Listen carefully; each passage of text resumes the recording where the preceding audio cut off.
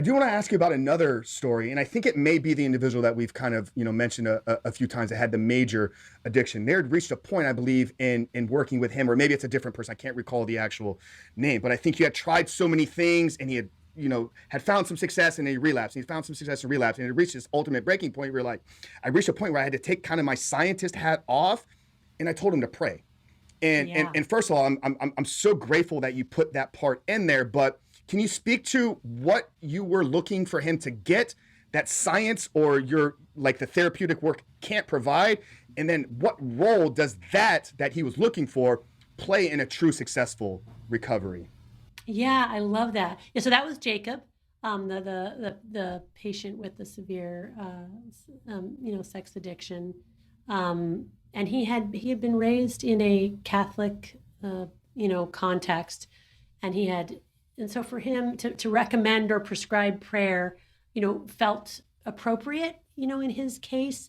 But I will also say that I've seen this in my patients, and I've really come to believe very powerfully that the process of recovery is very much aided by this spiritual awakening. And how do I understand that?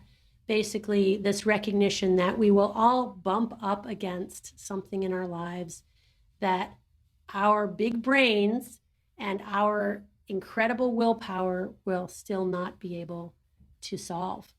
And that can take many different forms. And with people with severe addiction, it takes the form of the unmanageability, and their inability to control the behavior, even despite repeated attempts to do so. And in that moment, giving control over to a power greater than ourselves, however we define that, can be absolutely the pivotal therapeutic moment. And of course, this is the cornerstone of the 12 steps, right? And you don't have to believe in any kind of particular religion or even a personal God to make this pivot. This pivot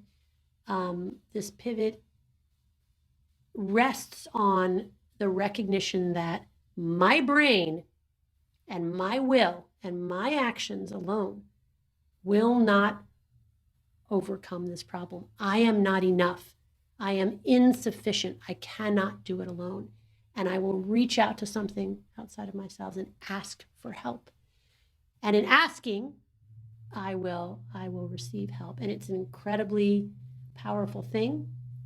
I just saw a young man last week who is struggling with a terrible video game addiction and a kind of a great lassitude that's come over him as a result of all the time he spends consuming online media and other online content.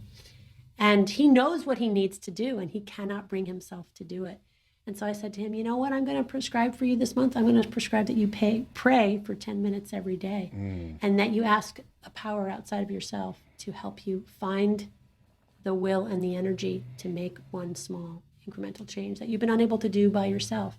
And he was willing to do that. So I will see in a month. But this is really, really important. And it's mysterious and amazing. We don't know how it works, but I suspect that what's happening, at least in the brain, is that we shut down let's say, the more problem-solving cognitive kinds of functions of our brains, and we activate the inherently spiritual part of our brains, because we probably do have a part of our brain that has evolved over millions of years to pray and to worship the divine, that what's sometimes referred to as the God spot. And we essentially activate that part, and in activating that part, we change the whole. And then we're able to do things that we're not able to do without activating the God spot.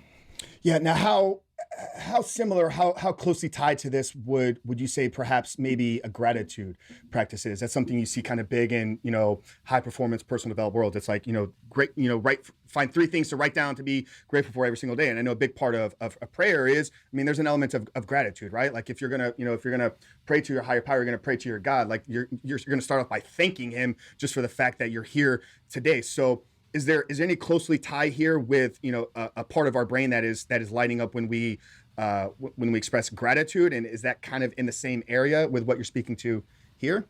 Yeah, I think it might be. What can happen, in life in general, as well as in our addictions, is that we get really caught up in all the ways in which like our lives are crap, and also that it's potentially all these other things that are happening to us that are causing us to not be able to get out of this behavior.